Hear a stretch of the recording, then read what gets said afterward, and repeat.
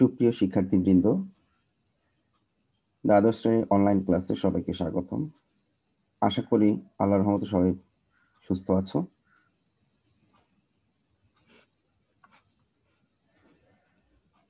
আজকে উচ্চতর গণিত দ্বিতীয় পত্র ক্লাসে আমরা কনিক ষষ্ঠ অধ্যায় অনুশীলনী 6.2 নিয়ে আলোচনা করব। এই অধ্যায়টিতে উপবৃত্তের আমরা আজকে বেশ কিছু অঙ্ক, যার ক্রিয়া কৌশল এবং কিভাবে করতে হয় সে সম্পর্কে শিখব। তো প্রিয় শিক্ষার্থীরা, এর পূর্বের লেকচারও আমরা উপবৃত্ত সংক্রান্ত সূত্রাবলী এবং সূত্রগুলো কোত্থেকে আসে তার প্রতিপাদন এবং সর্বশেষ অর্থাৎ 12 নম্বর লেকচারে আমরা উপবৃত্তের সূত্র প্রয়োগ করে বেশ কিছু অঙ্ক করা শিখেছি। তারই ধারাবাহিকতায় আজকে আমরা আরো বেশ কিছু অঙ্ক ইনশাআল্লাহ শিখতে পারবো।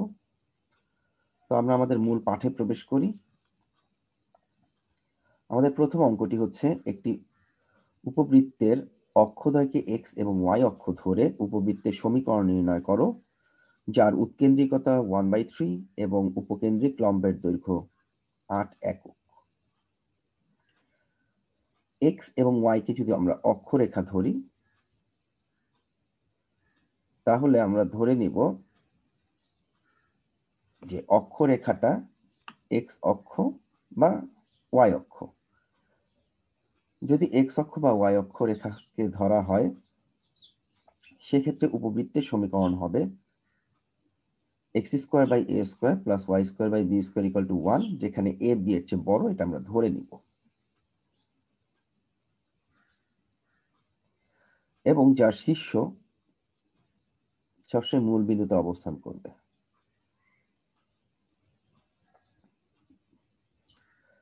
তো এই ক্ষেত্রে উপবৃত্তের সমীকরণটায় অবশ্যই a অবশ্যই b এর চেয়ে বড়, সেটা ধরে নিলাম আমরা।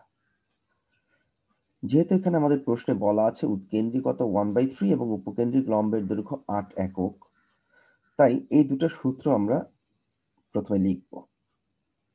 আমরা লিখলাম, আমরা জানি উপকেন্দ্রিক লম্বের দৈর্ঘ্য 2b²/a, যেখানে a b এর চেয়ে বড়, এবং উৎকেন্দ্রিকতার মান e = √a² - b²/a², যেখানে a b এর চেয়ে বড়। এবং প্রশ্নে বলাই আছে উৎকেন্দ্রিকতা 1/3 এবং উপকেন্দ্রিক লম্বের দৈর্ঘ্য 8 একক, তাই আমরা 2b²/a এর মান 8 বসালাম। এবং উভয় পক্ষে 2, যেহেতু বাম দিকে আছে এবং ডান দিকে 8 আছে, তাই আমরা 2 দিয়ে ভাগ করে দিলাম। যেহেতু 8 কে 2 দিয়ে ভাগ করা যায়, তাহলে b²/a = 4, বা আড়াআড়ি গুণ করলে b² = 4a। এটাকে আমরা সমীকরণ 2 হিসেবে চিহ্নিত করলাম। তাহলে আমরা দুটো অংশ পেয়ে গেলাম। একটা পেয়ে গেলাম সমীকরণ, যাকে 1 নাম্বার সমীকরণ দিলাম, যেটা উপবৃত্তের সমীকরণ, এবং এই সমীকরণে a এবং b এই দুটোর মান দরকার, বা a² বা b² এর মান দরকার বের করতে হবে। এবং দ্বিতীয় সমীকরণ পেলাম b² = 4a। এরপর আমাদের দেয়া আছে উৎকেন্দ্রিকতা 1/3। তার মানে দ্বিতীয় প্রশ্নে আমরা বলতে পারি প্রশ্ন মতে √a² - b²/a², যেটার মান আমরা পেয়েছিলাম e, সেটা সমান 1/3। রুট দূর করার জন্য উভয় পক্ষে বর্গ করলাম। বর্গ করার পরে আমরা যে জায়গায় b² ছিল সেখানে 4 এর মান বসালাম, এবং 4 এর মান বসিয়ে আড়াআড়ি গুণ করলাম। গুণ করার পরে আমরা পাচ্ছি 8a² - 36a। যেহেতু এখানে a উভয় অংশেই আছে, তাই আমরা a দিয়ে ভাগ করে দিলাম। 8a - 36 = 0, যেখান থেকে আমরা a এর মান পাচ্ছি 36/8 বা 9/2। কিন্তু যেহেতু আমাদের অঙ্কটাতে X square by A square plus Y square by B square equal to 1, তাই আমরা এ স্কোয়ারের মানটা বের করবো। সেই কারণে আমরা উভয় পক্ষে বর্গ করলাম, অর্থাৎ এ স্কোয়ার ইকুয়াল টু 81/4।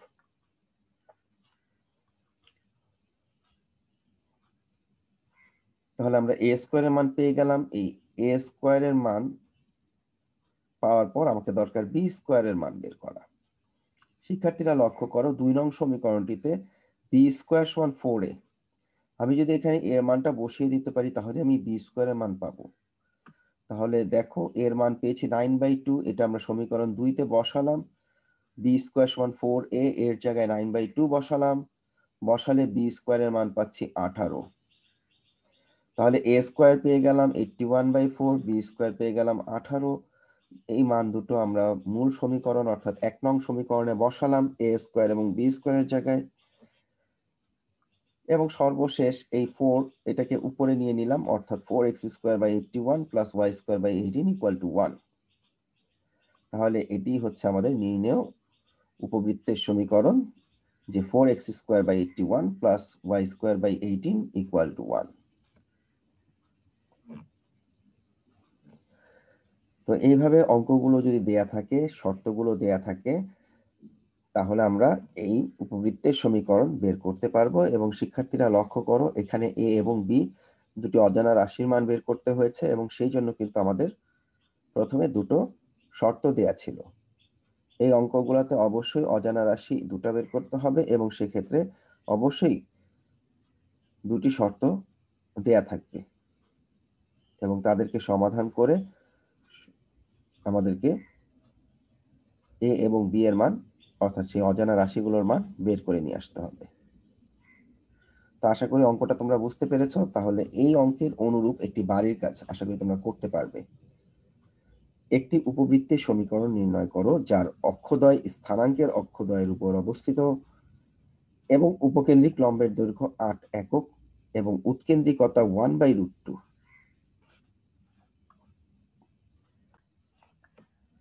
আমরা আমাদের দ্বিতীয় অঙ্কে চলে আসি। আমাদের দ্বিতীয় অঙ্কটিতে বলা আছে, উপবৃত্তের প্রধান অক্ষদ্বয়কে এক্স এবং ওয়াই অক্ষ ধরে উপবৃত্তের সমীকরণ নির্ণয় করো যার উৎকেন্দ্রিকতা 1/3 এবং বৃহৎ অক্ষের দৈর্ঘ্য 12 একক। শিক্ষার্থীরা লক্ষ্য করো, এখানেও কিন্তু দুটো শর্ত দেয়া আছে, যেখানে উৎকেন্দ্রিকতা দেয়া আছে 1/3 এবং বৃহৎ অক্ষের দৈর্ঘ্য দেয়া আছে 12 একক। তো উপবৃত্তের প্রধান অক্ষকে যদি আমরা এক্স অক্ষ এবং ওয়াই অক্ষ ধরি, সেক্ষেত্রে উপবৃত্তের সমীকরণ x² / a² plus y² / b² equal to 1, যেখানে এ বি এর চেয়ে বড়। আর আমরা জানি উপবৃত্তের বৃহৎ অক্ষের দৈর্ঘ্য 2a এবং উৎকেন্দ্রিকতা ই এর মান √a² - b²/a²। তাহলে আমাদের এখানে এই অঙ্কগুলোর ক্ষেত্রে আমাকে আগে উপবৃত্তের সমীকরণ লিখে, যেটাকে আমরা সমীকরণ 1 বসাবো, এবং এই সমীকরণে দুটি অজানা রাশি থাকবে এ এবং বি, যার মান আমরা বের করার জন্য আমাদেরকে দুটি শর্ত দেয়া আছে। একটি হচ্ছে বৃহৎ অক্ষের দৈর্ঘ্য 12 একক এবং উৎকেন্দ্রিকতা 1/3। তাহলে আমরা প্রশ্ন মতো যদি লিখি, বৃহৎ অক্ষের দৈর্ঘ্য জানি 12 একক, সেখান থেকে আমরা 2 a = 12, এর মান 6 বা a স্কয়ারের মান 36। এবং দ্বিতীয় শর্তে বলা আছে উৎকেন্দ্রিকতা 1/3, তার মানে √a² - b² এর মান 1/3। উভয় পক্ষে বর্গ করলে আমরা পাচ্ছি a² - b² এর মান 1/9। আমরা a² এর মান পেয়েছিলাম 36। তো আমরা এটাকে a² এর মান 36 বসালাম, এবং বসানোর পরে আমরা লক্ষ্য করছি আমাদের সমীকরণটির হরগুলোতে একপাশে 36 আছে, একপাশে 9 আছে। তার মানে আমরা যদি এখানে 36 কে 9 দিয়ে ডিভাইড করা যায়, পাচ্ছি 4, এবং সমীকরণটা দাঁড়াচ্ছে 36 - b² = 4। 4 নং 36, এখানে 4 থাকবে। 4 × 1 গুণ করলে 4 হবে, এবং এখান থেকে b² সরে আসবে ডান দিকে, প্লাস হয়ে যাবে, এবং 4টা বাম দিকে মাইনাস হয়ে গেলে 36 থেকে 4 বাদ দিলে 32, অর্থাৎ বি স্কোয়ারের মান 32, এ স্কোয়ারের মান 36।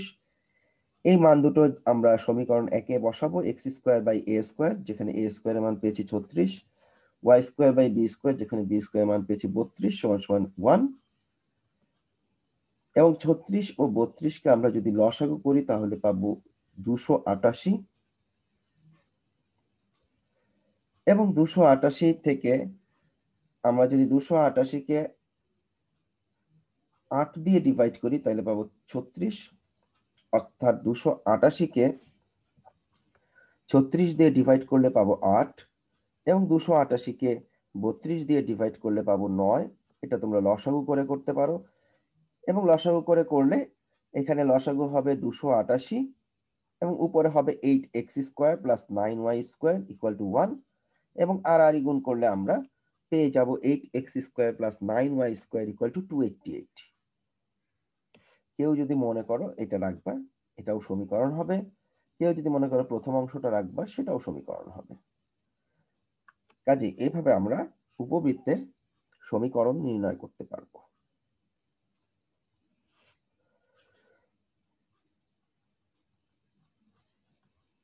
এবার আমরা একটু বাড়ির কাছে লক্ষ্য করি। উপবৃত্তের বৃহৎ ও ক্ষুদ্র অক্ষদ্বয়কে এক্স এবং ওয়াই অক্ষ ধরে উপবৃত্তের সমীকরণ নির্ণয় করো, যার উৎকেন্দ্রিকতা 2/√5 এবং -3,1 বিন্দু দিয়ে অতিক্রম করে। শিক্ষার্থীরা লক্ষ্য করো, এই অঙ্কগুলো ঠিক আগের অঙ্কের মতোই। যেহেতু অক্ষদ্বয়কে বৃহৎ অক্ষ এবং ক্ষুদ্র অক্ষকে এক্স এবং ওয়াই অক্ষ ধরে নেওয়া হয়েছে, তার মানে এটিও কেন্দ্র, এটি শীর্ষ মূল বিন্দুতে থাকবে, এবং দুটো শর্ত দেয়া আছে, উৎকেন্দ্রিকতা 2/√5 এবং -3,1 বিন্দু দিয়ে অতিক্রম করে। অর্থাৎ আমাদের সমীকরণে যে এ এবং বি এর মান বের করতে হবে তা আমরা এই দুটি শর্ত দিয়ে আশা করি বের করতে পারবো। তো শিক্ষার্থীরা এই অঙ্কটা বাসায় চেষ্টা করলে তোমরা করতে পারবে।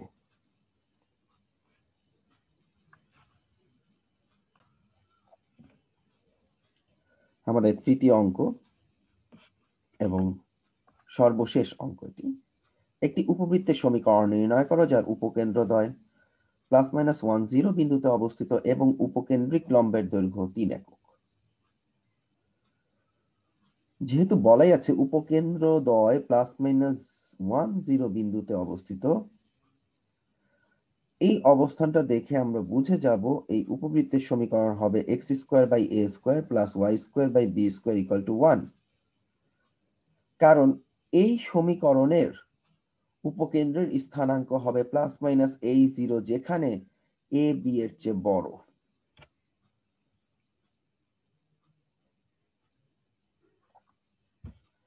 সেইখান থেকেই যে অবস্থানটা দেখে, উপকেন্দ্রের অবস্থানটা দেখে আমরা উপবৃত্তের সমীকরণটা লিখলাম এবং তাকে সমীকরণ 1 দিয়ে চিহ্নিত করলাম।